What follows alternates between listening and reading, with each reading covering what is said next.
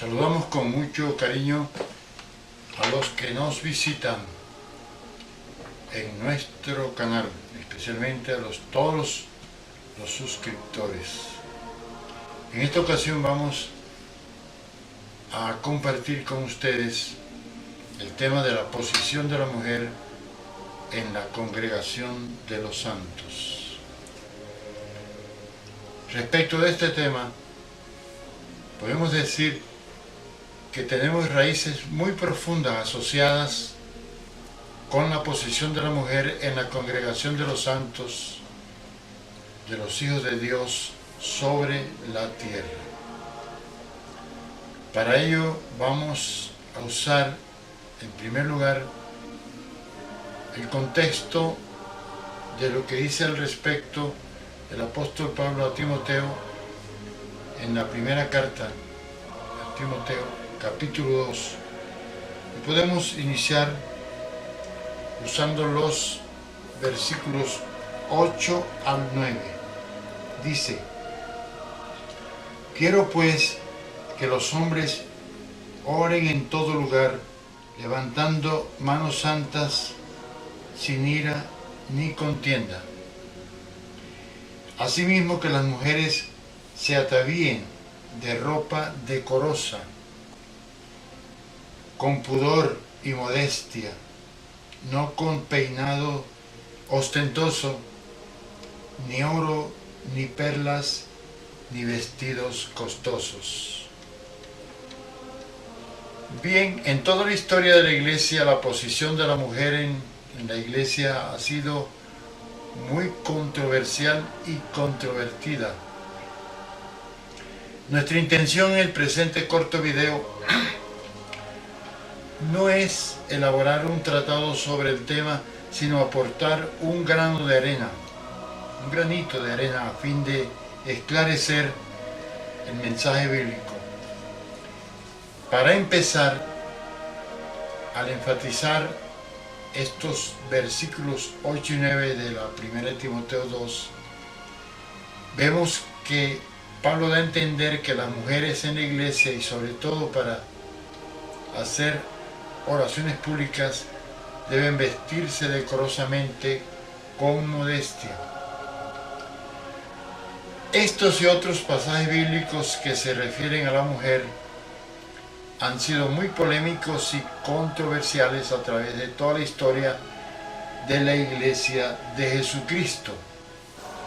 Y esto pudo haberse alimentado en gran manera en la ancestral cultura judía, donde la mujer siempre fue relegada a un segundo plano en el marco social. No por no mencionar ciertos criterios deshonrosos en el ideario de algunos rabinos con relación a la mujer. Es bueno considerar que la iglesia neotestamentaria surgió en medio de milenarias costumbres en el pueblo hebreo, trasfondo donde la mujer era subestimada en gran manera, conforme los principios religiosos y la sociedad de aquel tiempo. De manera que ciertos pasajes bíblicos han podido haberse ajustado mucho al rigor de la práctica en la sinagoga judía. Hoy en día, las redes sociales y múltiples medios de comunicación masiva pueden traer incluso más confusión al respecto. No obstante, insistimos, la posición de la mujer en la iglesia no ha sido convenientemente comprendida ni evaluada, ni llevada a una práctica sana y bíblica. En torno a ese tema han enarbolado banderas polarizadas, por cuanto durante toda su historia, con contadas excepciones, la iglesia ha estado polarizada.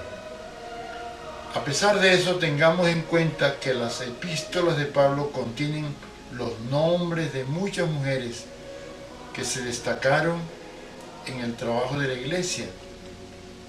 como Lidia, Dorcas, Priscila, Trifena y Trifosa, Pérside, Julia, Evodia, Síntique. La palabra de Dios declara que si Cristo nos ha liberado, nos ha hecho libres, somos verdaderamente libres, incluidas las mujeres creyentes, claro. Pero en la realidad histórica, la iglesia cristiana y el mover del Espíritu Santo nos dan testimonio de importantes llamados de mujeres muy útiles en la vida de la iglesia. Allí dice que las mujeres se atavíen de ropa decorosa, lo acabamos de leer. Ese atavío, esa palabra atavío, viene del vocablo griego cosmos, que significa poner en orden. Óigalo bien, cosmos significa poner en orden, o sea, adornar, decorar, hacer atractivo. Es innegable que hace parte de la naturaleza femenina procurar hacerse atractiva, adornarse y hasta deseable. Y eso es justo que lo procuren, pero en ese tópico del fuero femenino existen límites, y límites que no los fija el legalismo mojigato, sino el Espíritu Santo que mora en la mujer creyente. Por otro lado, aparte de lo físico, la piedad hace bella a cualquier mujer, la conduce a una belleza mística que sería la más deseable. Como dijimos antes, cosmos significa el mundo organizado, el orden de las cosas creadas por Dios.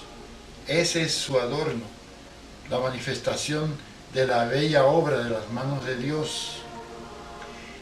De ahí viene la palabra moderna cosmético, que se refiere mayormente a la industria de productos de belleza exterior de la mujer. Entonces, esa ropa decente, además de cubrir la desnudez del cuerpo, también se refiere al comportamiento, a la auténtica relación con Dios, como si la conducta fuese el vestuario de las acciones y de las maneras. En verdad, hay un vestuario externo, pero también hay otra vestidura interior. Claro que el versículo aquí hace énfasis en el vestuario externo.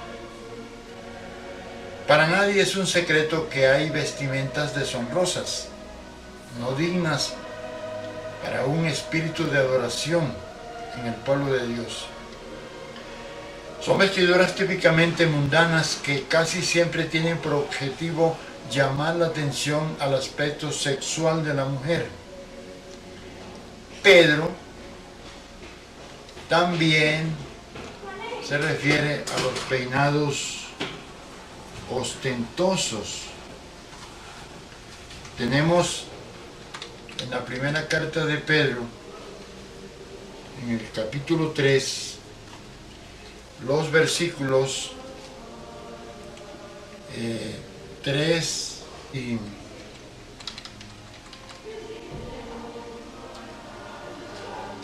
4, que dicen: vuestro atavío no sea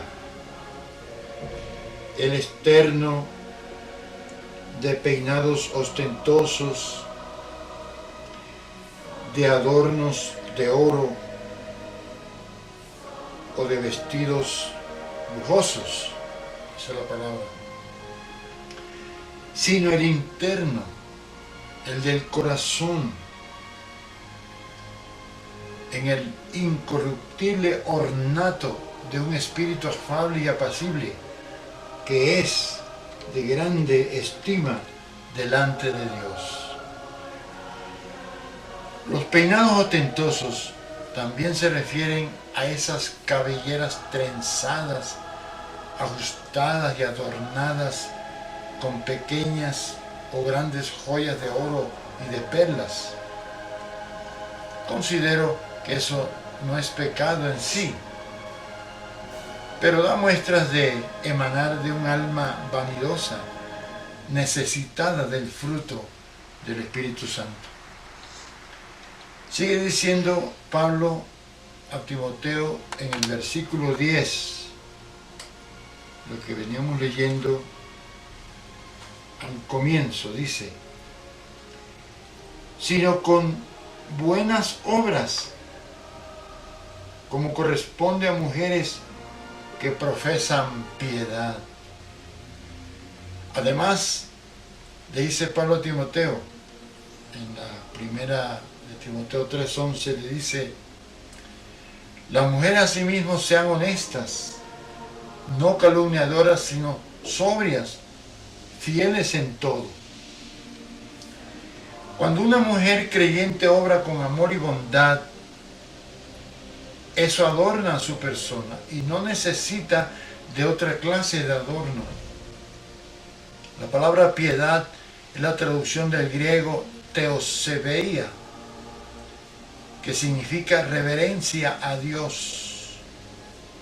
En el pueblo de Dios, su iglesia, el cuerpo de Cristo, el verdadero adorno se traduce en las obras justas, las obras de Dios en Cristo. Dice en Apocalipsis 19, esos son versículos bien conocidos, los versículos 17 y 8, dice: gocémonos y alegrémonos y démosle gloria, porque han llegado las bodas del Cordero y su esposa se ha preparado. Y a ella se le ha concedido que se vista de lino fino, limpio y resplandeciente, porque el lino fino es las acciones justas de los santos. Ahora, en la primera Timoteo 2 llegamos al versículo 11, el punto álgido que estamos tratando. Dice: la mujer aprende en silencio con toda sujeción. Sin duda, esto tiene como trasfondo la sinagoga judía, que refleja la actitud e idiosincrasia de la época, que se fundamentaban en la inferioridad de la mujer bajo la rigurosidad del pacto de la ley llevado a extremos insoportables. Pero indiscutiblemente en Cristo fue reivindicada la mujer a través del nuevo pacto, el pacto de la gracia. Y ahora la mujer no es considerada el ser inferior de la cultura desprendida del antiguo pacto. Y esa reivindicación se traduce asimismo en haber elevado a la mujer al sacerdocio universal de todos los creyentes. Entonces volvemos a Pedro, en la primera carta, capítulo 2, versículo 4, dice, y 5, dice: acercándoos a él, piedra viva, desechada ciertamente por los hombres, mas para Dios escogida y preciosa. Vosotros también, o sea, hombres y mujeres por igual,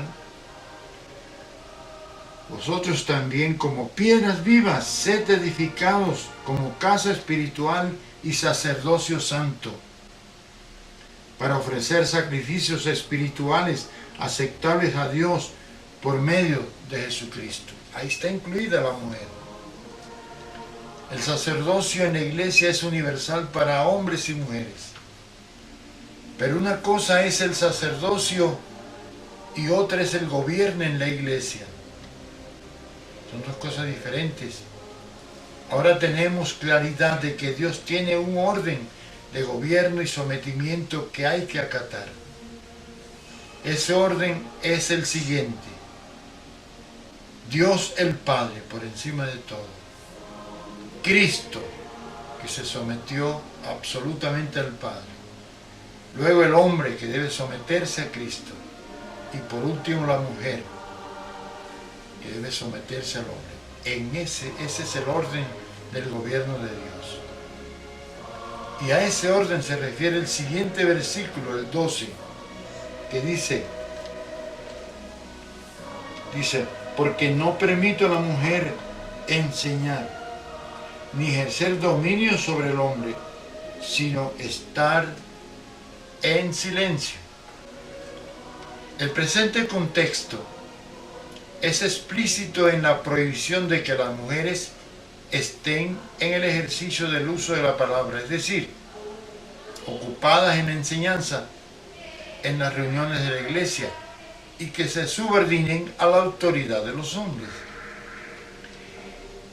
¿Qué significa para nosotros ese fenómeno en los tiempos modernos?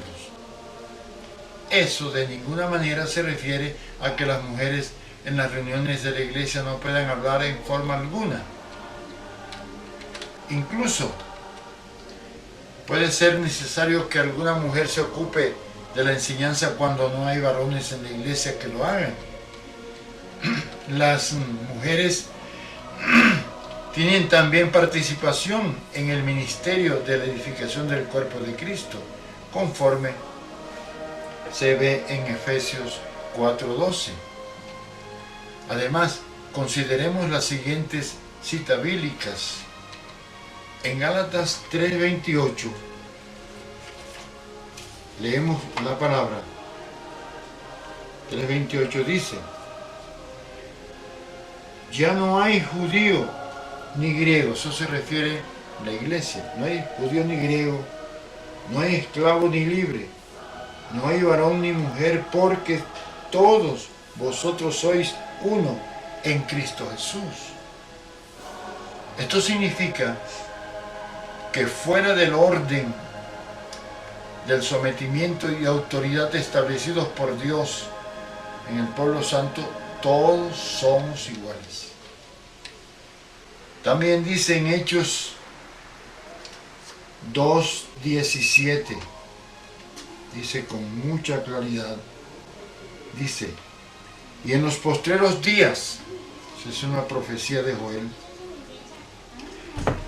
dice Dios, derramaré de mi espíritu sobre toda carne, y vuestros hijos y vuestras hijas profetizarán, y vuestros jóvenes verán visiones, y vuestros ancianos soñarán sueños. Aquí vemos que Dios tiene en cuenta a la mujer,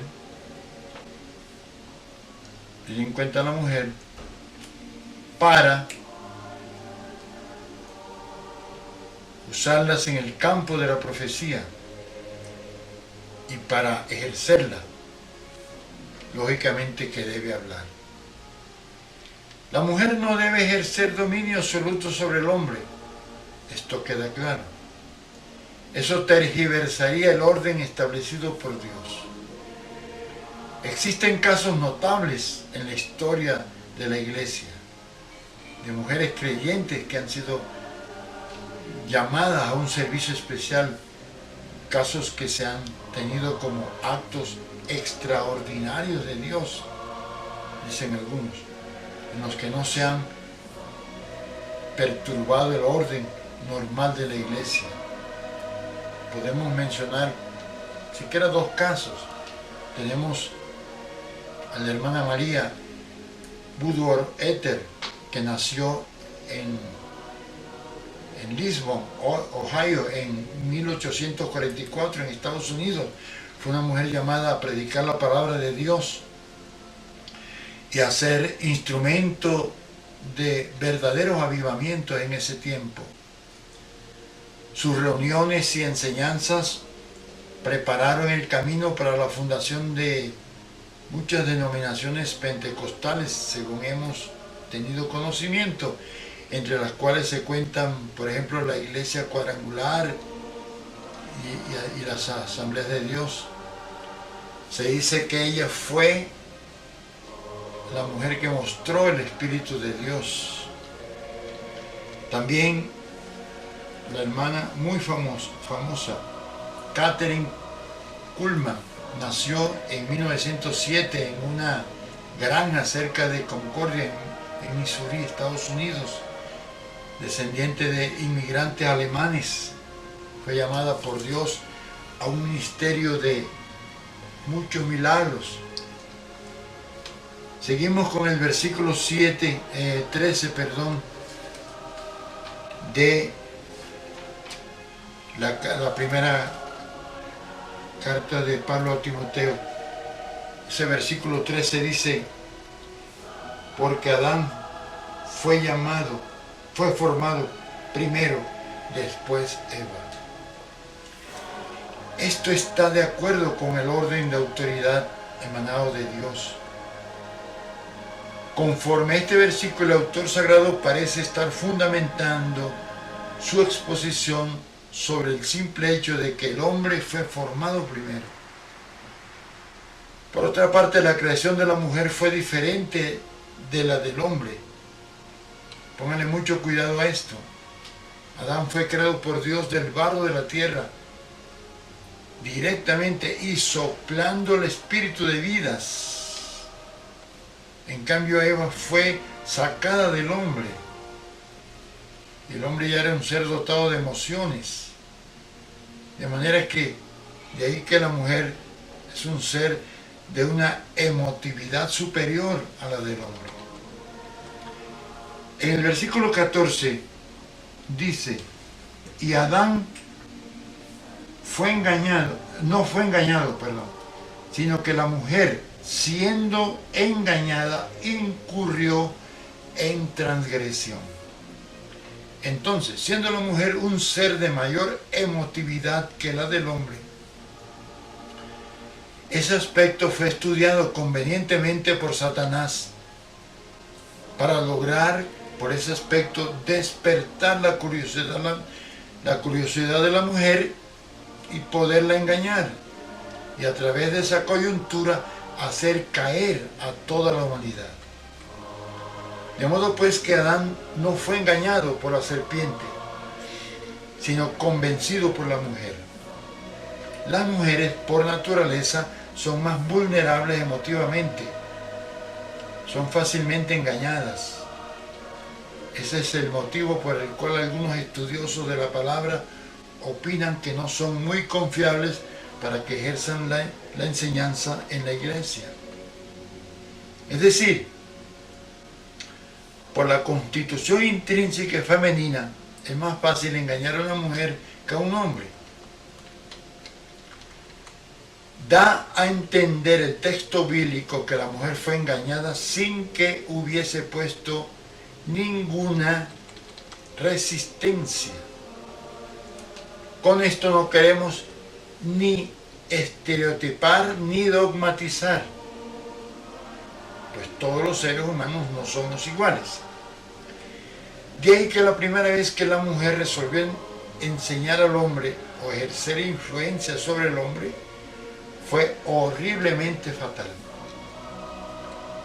De modo pues que no es bueno que a la mujer se le dé la oportunidad de enseñar al hombre, pues el resultado puede llegar a ser un desastre. Es bueno entonces que la mujer siempre se ponga bajo la autoridad masculina a fin de evitar mayores complicaciones. La mujer no era ignorante, sino lo suficientemente débil como para ceder ante la tentación.